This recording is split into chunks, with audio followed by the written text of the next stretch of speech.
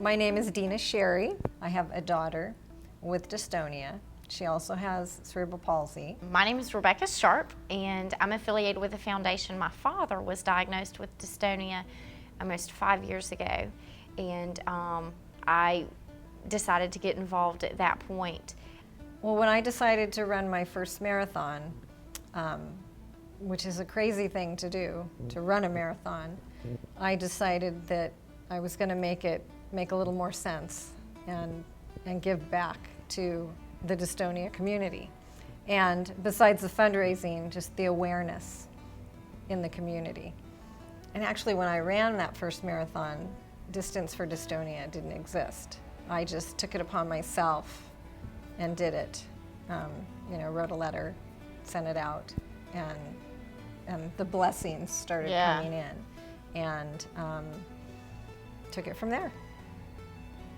I used to like to run, and I don't like to run anymore, but I still felt like that I could use the Dystance4Dystonia program and make a difference. And so I actually started a Dystance4Dystonia race in Dothan, where I am, and we actually had a 5K and a 1 mile fun run simultaneously through a lot of hard work and pushing forward. But I actually organized the first fundraiser and 5K in Dystance4Dystonia in Alabama in Dothan in October of last year, actually, and was very successful, and getting ready to do it again on the 24th of September. So here we go. But I took it a different way. Instead of running it, I had no desire to run it, but my husband's a runner, and so he said that if I did it, he would run, and so found lots of people, and they ran in it, and it was great. We had almost 70 runners show up the first last year, and so we're hoping for bigger and better this year, and we're already starting to plan for 12. Go for it. You can do it. There's no limit. To be able to, well, for me, to go out and run a marathon, train for a marathon, running is painful. And, having a child with dystonia and being with this group of people, especially this weekend, the challenges that they face every day, getting out there and running is nothing. If they do it every day, I can get through it. Like, everyone kept talking about they wanted to do more, but they didn't know what to do. And I said, well, I'll find something to do.